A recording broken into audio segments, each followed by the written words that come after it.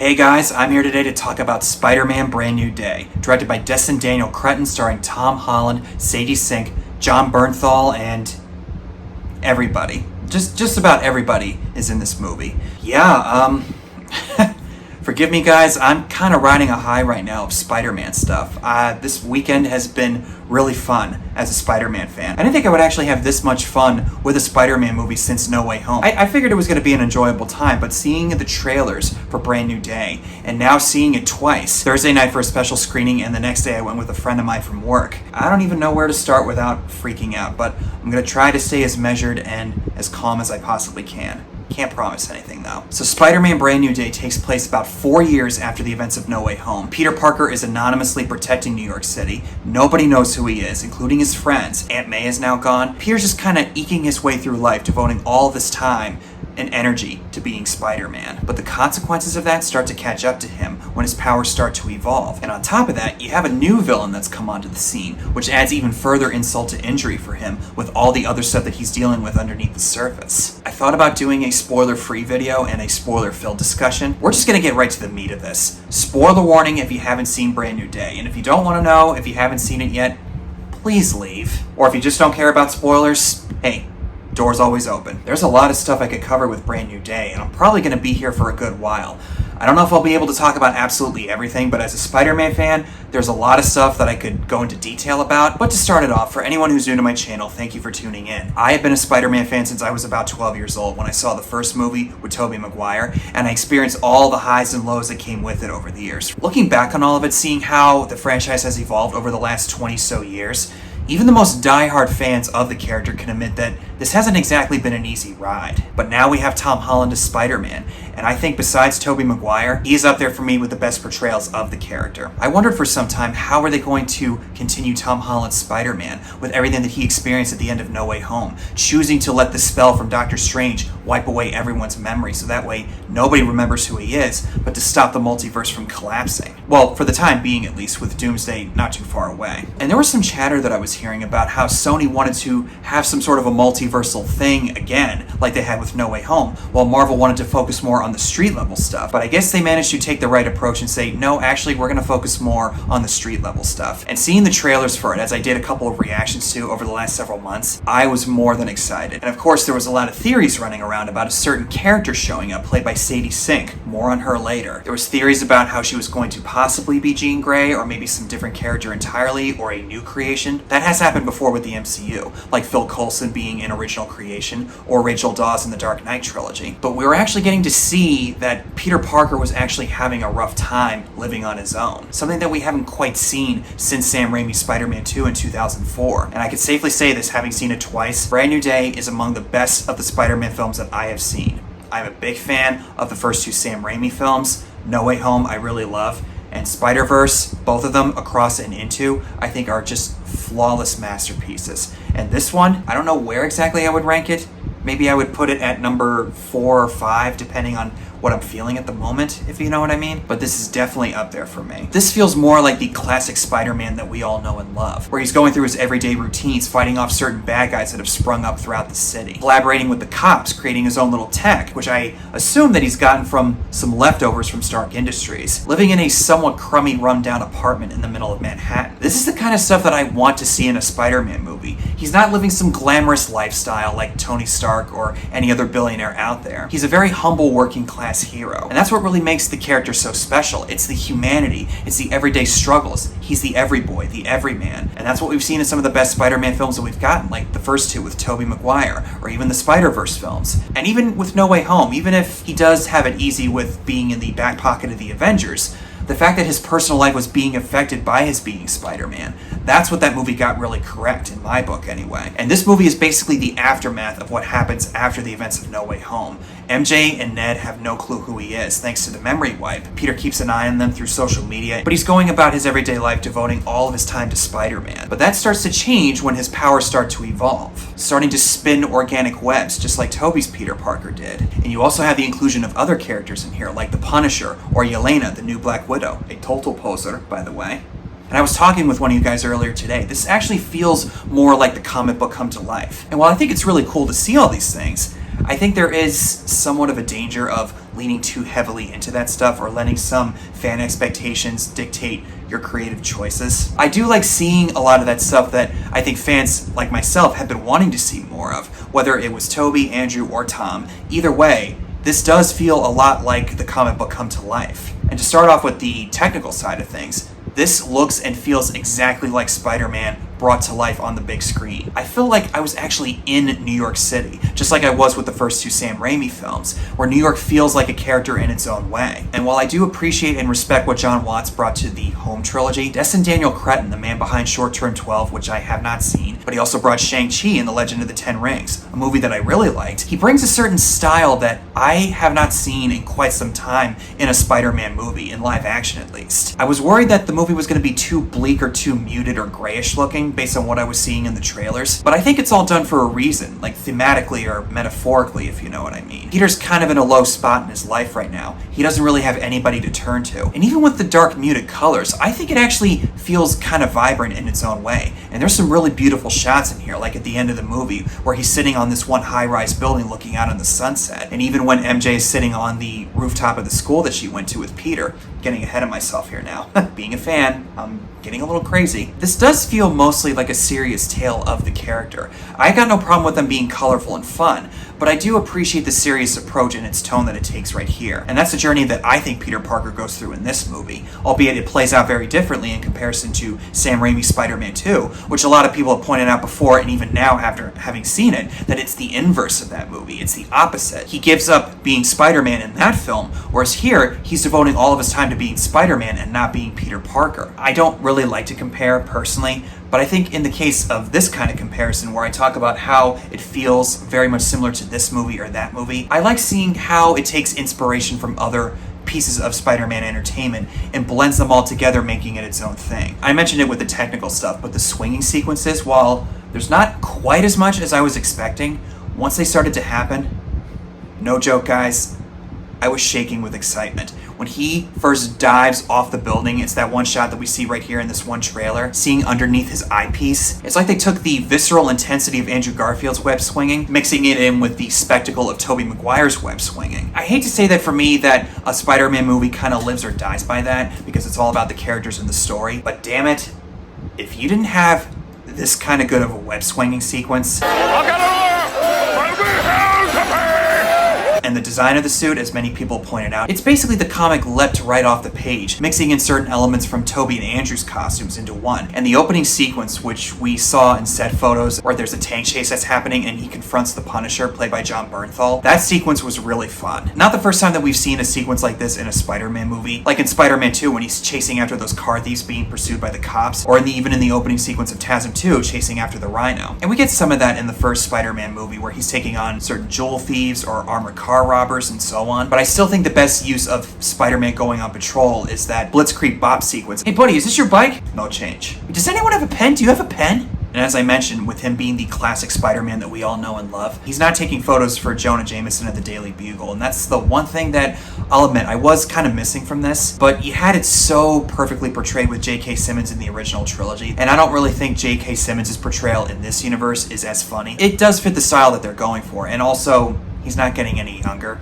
so I understand why he doesn't want to stick around for too much longer. I would have liked at least one shot or one scene with Jonah Jameson going on his normal tirade against Spider-Man. All the other stuff is present in a street-level Spider-Man portrayal, so I am definitely not complaining. Now that I think about it, this actually feels like a live-action adaptation of the Insomniac Spider-Man games, where Peter does have his tech that he uses to investigate certain things, collaborating with the police, also the acknowledgement or even some interactions with other characters from the Avengers or any other famous Marvel character that fans will really get a kick out of, like Black Widow, as I mentioned, or the Punisher. And there's a lot of moments where he's just hanging out in costume as Spider-Man, with the eyes that make all these movements where he's squinting or get really wide as he's surprised by something. It adds a good amount of depth depth to the character while he's in costume that even Toby or Andrew didn't have with their costumes. And I understand because of the limitations with the CGI technology, they couldn't go in those directions. But considering that this is a tech suit of sorts that was left to him by Tony Stark, I can see how he was able to create that. I've heard some people say that they don't like the fact that he has all this tech still. It's not really clear in the movie as to where this all came from. I don't remember hearing him say anything about that, but if I had to assume, I know they say never assume anything, he still has some stuff left over from the Tony Stark funds that was given to him, or at least some technology that Tony did leave him that he was able to use in order to help pay his dues or pay his rent and so on and so forth. And it's also kind of a product of the current times that we're living in the 2020s. And if Peter Parker is a dumpster diver of some kind who is able to craft certain contraptions by going through certain areas of the city, I could find believable that he would be able to create something sophisticated out of that, along with the stuff that Tony Stark left him. And no, he is not Iron Man Jr. anymore. He is Spider-Man. Not Spider-Boy, not Peter Stark, Spider-Man. But of course, it's not just about Spider-Man, it's about Peter Parker and what he struggles with in his everyday life. That's where the humanity of the character comes in. And whenever we get focused on Peter Parker, whether he's in the costume or out of it, when he has the mask on or off, those I think are some of the film's best moments. And everybody has said this, but Tom Holland, great job, kid. I thought No Way Home was his best outing as the character, but I think this one might be even better for him because he goes through a different set of circumstances and a very emotionally grueling type of change. Thanks to the writing of Eric Summers and Chris McKenna, they really managed to show a different side of his Peter Parker that we hadn't seen before until now. Very similar to what Tobey Maguire's Peter Parker goes through in the second film, dealing with the everyday struggles. Even though in this case, Peter doesn't struggle paying his rent, he's still very much alone. He doesn't really have anybody to turn to, or at least he feels like he doesn't, but he's going to keep going on because it's the right thing to do. And the certain changes that he experiences where he's able to shoot organic webs, it leads to some actually really exciting and kind of nerve-wracking sequences when he's learning how to shoot the organic webs out of his arms. I guess while we're on that subject, I like how they played how much of a struggle it is for him to figure out how exactly to shoot the web out of his wrist and also when to stop. Because with Tobey's Spider-Man, if you remember from the first one, it was actually pretty easy for him. All he had to really do was just flick his arm and put the two fingers right in the middle of his palm. And he does that by accident in the cafeteria scene before he gets into the fight with Flash. And when he's on the roof doing the whole go web go thing, it takes at least a couple tries for him to latch onto a nearby crane across the street. Whereas in this one with Tom's Spider-Man, it's a lot more practice for him. And I like that it actually, if you remember from the movie when he's swinging with MJ, he says something like, and web stop. And web stop. I'm paraphrasing and I'm probably getting the words wrong. It's more like a release for him. Like there's some tension building up in his wrist, which we actually do see in this movie. And him pushing the webs out, it's like his body's taking a breath, literally going, whew, whew. And this is not a knock against Tom Holland, but what he says right here. All right, organic webs. Peter 2 had him. He was cool.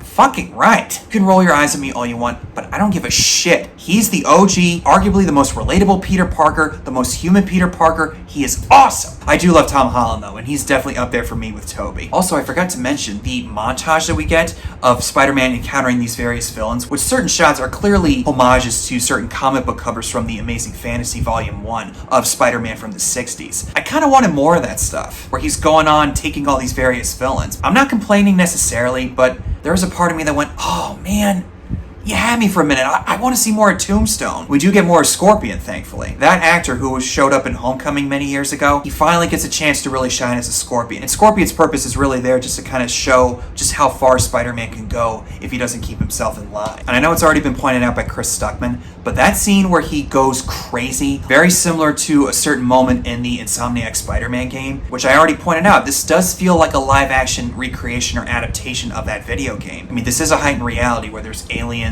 and cosmic powers and so on. So you have more free will and more creative license to go a little bit crazy in certain directions. And they went for it with this one. And he accidentally hurts a cop. Thankfully, she doesn't die, but I like how they address some of the consequences there. When that one police captain that he's working with, she says, whoa, whoa, whoa, this isn't you. Go home and get some rest, but if you act like this again, I can't help you. Doesn't help when you're living in a digital age where everybody's got a smartphone. But really at the meat of the story is how Peter's able to connect with MJ and Ned, even though they don't remember who he is. He runs into them out on the street, or he actually sees Ned in passing, and he follows them up into their new apartment and sees that MJ has moved on with a new boyfriend. Seeing that Ned has built some sort of Spidey tracker and is trying to figure out Spider-Man's identity. Seeing Peter struggling to talk with Ned and MJ in that moment. This is the kind of stuff that I want to see in a Spider-Man movie. It's the humanity. It's the struggle of whether or not he actually should do the right thing or give in to his selfish tendencies. That moment when he takes off into the night to swing away as Spider-Man, just like this moment in Spider-Man 2 where he sees MJ kissing John Jameson and takes off after the police cars scream by with their sirens on. Dare I say it, even though I didn't really like what they were doing with Zendaya in the Home trilogy, in this movie I actually really like her. And when she sees the letter from Peter when she's hiding out in Frank Castle's hideout, that's arguably, I think, the best scene in the movie. It's after Peter comes back from fighting the Hulk and he sees that MJ found the letter. He basically pours his heart out to her, saying that how much she means to him, but she responds with, well, that's not me. That's not the same person I was. I don't know you. I don't love you. And I like how this movie doesn't make them get back together. And that's what I was wondering going in. Are they actually going to have her suddenly remember who she is and remember who Peter was and have them get back together like that? If they found a way to make it believable, I personally would have been able to roll with it. And for a while, they actually kind of got me with that when they're on the roof after he takes her away from her apartment. But that plays into the most messed up scene. It looks like that MJ actually starts to remember Peter and they both embrace each other and he's so relieved. Then MJ says, "Go on, Peter. Touch her." And even for me, my reaction both times, oh shit! And to Zendaya's credit, and also the writing of the character, she manages to deliver it to the point where it hits really, really hard. My personal thoughts on Zendaya, I think she's perfectly fine as an actress. I'm not a big fan of hers personally, but I'll give credit where it's due. In this movie, this is probably the best outing for her as this character. And her saying to Peter that she doesn't love him, I think it's actually a mirror of what Peter says to MJ in the second Spider-Man film. MJ has already told Peter how she feels about him, and he's keeping her at an arm's distance, but also kind of wants to test the waters a little bit, but ultimately decides that being Spider-Man's too important to give up, which leads him to say that he doesn't love her in a way to protect her. I know I'm making comparisons, but I'm just saying it's something that I picked up on, and I like seeing the flip-flopping or certain parallels of how certain things play out in both of those films. As for Frank Castle, the Punisher, played by Jon Bernthal, he was a big surprise for me. He actually had some of the funniest lines, and seeing his dynamic with Spider-Man, call me crazy, but it was actually kind of electric, and seeing how both of their ideologies clash off of each other, even if it drives Frank crazy, basically, I think he does in a way respect Spider-Man. The funniest scene, he's in the hospital and he helps Peter sneak away. He puts on the Spider-Man mask to cover for him, and he's going like this, getting all this response from the crowd, and when we cut to him inside, he's going, ooh, ooh, ooh, ooh. I thought, oh my god, you are so ridiculous. It's also a reminder for me.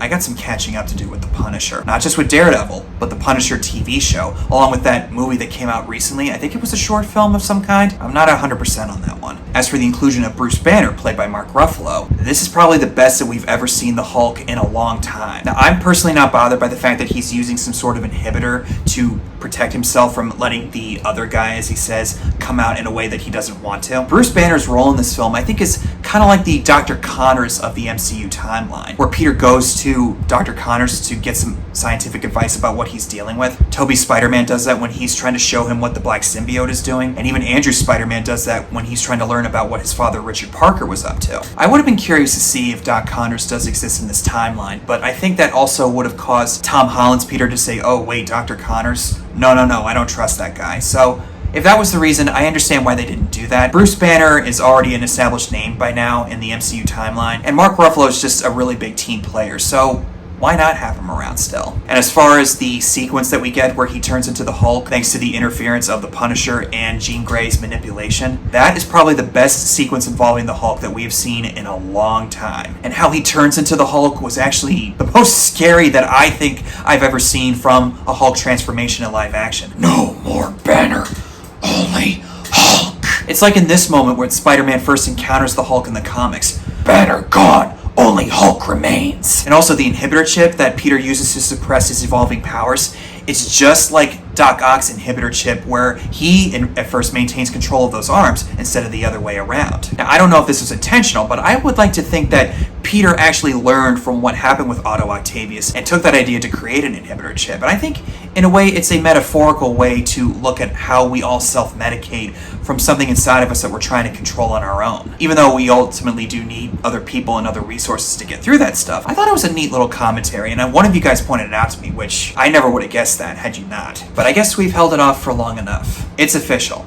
Sadie Sink is in fact Jean Grey. Kind of knew though that she was going to be Jean Grey, and I think everybody who was familiar with the comics, at least in some capacity, knew. But there was a part of me that was kind of holding out, saying, "Well, hold on, let's see if it's actually true." Based on past experiences, when I put all my eggs in one basket with certain expectations, like TLJ for example, I had to learn the hard way to just leave my expectations at the door and play by the movie's terms. There's nothing wrong with having your own theories and trying to guess what's going to happen, but it doesn't hurt to actually let the movie tell you for itself. I'll admit, at first I didn't really like the idea of Jean Grey being the villain, but as the movie went on and we got to see the full culmination of her arc, I'm actually okay with it. Peter actually uses this opportunity to rehabilitate her emotionally and spiritually. We see her backstory and how she's looking for her sister, who was taken hostage by the Department of Damage Control, and they experimented on her because of her abilities. And this is yet another step towards the introduction of the X-Men. I have seen most of the X-Men movies, and I'm not that familiar with the X-Men comics, but I think if I remember correctly, Jean Grey is a telepath of some kind, and she has the ability to manipulate people to do what she wants them to do. I also think Charles Xavier has the same ability as well, with both Patrick Stewart and James McAvoy's portrayals. And she's able to freeze everybody in place from Roosevelt Island, and Charles Xavier does the same thing in the movies as well. Now, I'm not familiar with Sadie Sink outside of this movie. I know she's famous for Stranger Things, which is another show that I have on my bucket list, but I have to say, she is a revelation. And the emotional weight that she carries in order to fully culminate in the arc that the writers and filmmakers are demanding of her, her delivery of that speaks wonders. And I like how they're able to wrap it all up with her seeing herself in a way through Peter Parker when she finally manages to get inside his mind as he allows her to come in. We get to see the conversation that Peter had with Aunt May after she found out he was Spider-Man. By the way, I wish we saw that in Homecoming or Far From Home. Nonetheless, I like how they showed that here. Jean Grey actually gets to live vicariously through Peter in that moment and feels a sense of compassion, empathy, and love that she didn't get from her own mother, while also understanding Peter's situation and how he's dealing with the loss of his own mother figure, the only mother figure that he's ever known. This is the MCU further emphasizing the point that Peter's Aunt May in this universe is the equivalent of his Uncle Ben. If you've seen my reviews of the Spider-Man Home trilogy, you know how I feel about how they've handled Uncle Ben. I still think it doesn't hurt to acknowledge the impact because it's the whole reason he's Spider-Man, but I think my thoughts have settled considerably. Not 100% though. And not only is the scene very similar to the Thunderbolts where Yelena helps Bob let go of all of his anger and all of his hurt, this is also very similar to Spider-Man 2, where Peter takes the knowledge that Otto taught him and that Aunt May taught him and uses it to wake him up and make him see what he's doing is wrong. Peter in this situation more or less does the same thing, using what May taught him to get Jean to snap out of her evil streak and realize what she's doing is wrong. They both play out very differently, but they're able to rehabilitate their adversaries. Oh, and I really like seeing how he's able to get to Jean Grey when he fights off the members of the Hand that are being mind controlled by Jean Grey, and seeing her control everybody within a 30 feet radius of how she's able to possess everybody, that was definitely a spectacle to see. And by the way, I guess if there's any problems I have with this movie, seeing this sanitation guy step out into the middle of the street when he's possessed by Jean, getting hit by a car, is that guy okay? I mean, I don't entirely blame Peter for that, but you would think that he would actually web out to the guy and pull him back in. Maybe he's not dead. I have no idea. I would have liked at least some acknowledgement of what happened there. Now, it's nowhere near as bad as the truck chase in TASM 2. That's neither here nor there. Now, as for the ending, when Peter goes to talk to Ned and they use the secret handshake, it makes him realize that, oh, wait a minute. Peter, after he hangs out with MJ and Ned in their apartment as Spider-Man, which I really like seeing how he's able to bond with him even if he doesn't remember who he is. MJ accidentally reveals Peter's identity in front of Ned, where Ned goes, Spider-Man's name is Peter? Now, there's been some talk about does he actually remember him, or does he remember what MJ said to him before Spider-Man swung away? Because also, it's important to note that Ned has Doctor Strange's abilities to use magic, just like he was able to open the portal for Toby and Andrew in No Way Home. I have no idea, but I like to think it's maybe a mixture of all of those things. And he was frozen in place along with MJ while Jean froze everybody within a kilometer of Roosevelt Island. If I had to guess, it might have triggered some repressed memories inside of Ned, or even MJ, which caused that muscle memory to come back when Peter does the secret handshake with him. Whether or not he actually does remember him down the line, who knows? But as for MJ, she was also frozen in place with a tear coming down her face. Again, I'm just guessing. There was probably some fragmented memory that came back to her, which caused her to remember Peter finally. And even when Jean possessed her mind, oh man,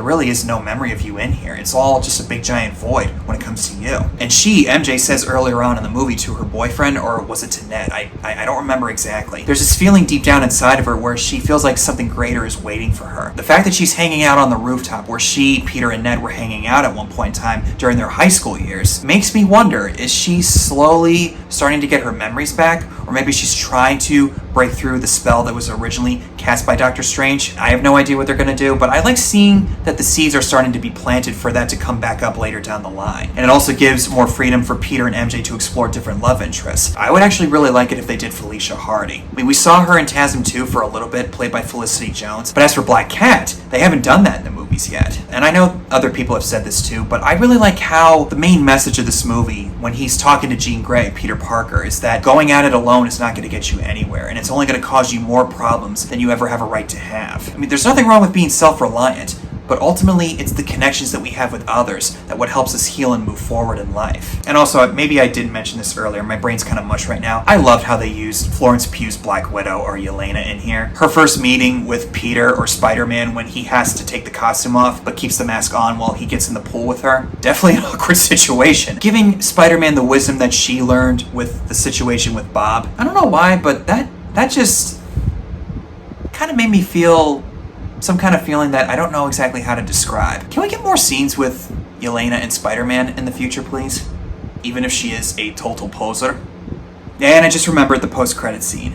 It's really just this Spidey tracker detecting the presence of Spider-Man, but off-world, somewhere in outer space. It's not really clear what exactly that means, but I think it is an indicator of Avengers Doomsday or Secret Wars. Whether it's Tom Holland's Spider-Man, Tobey Maguire's Spider-Man, maybe Andrew's Spider-Man, but there's no mid-credits scene, which I would have liked at least some sort of tease as to where things were going, and I had this idea envisioned in my head, and I also kept in mind that it's probably not going to be that way. But what if Tobey or Peter 2 showed up at Peter 1's doorstep and said, "Peter, we need your help." And then you had somebody from the Avengers or maybe some random X-Men come in and say, "Hey, there's something going on. We need you to come with us." I didn't expect that to happen, but if that did, yeah, I would have lost my shit. Nevertheless, I didn't mind the post-credit scene, and I did kind of like the indication of where things could possibly go. And if it does tie into Doomsday in some way, we'll find out come this December, I guess. Spider-Man Brand New Day, yeah, it's definitely a really, really good movie. And not just a good Spider-Man film, but also a really good movie. And I know some of you are probably wanting me to say that this is the best Spider-Man film since Spider-Man 2, or that Tom Holland's the best Spider-Man ever. I'm honestly sick to death of those takes. I see those all the time. Ever since Spider-Man 2, 3, TASM 1, TASM 2, and so on, everybody and their mother has said, "This is the best Spider-Man movie ever. This is the best Spider-Man movie since XYZ or whatever." If you guys feel that way, that's perfectly fine. I gotta be honest with how I feel here. It may not be exactly the best Spider-Man movie for me anyway, but it's definitely up there. And I know I sound really stubborn when I say this, and I probably am. For me, it's really,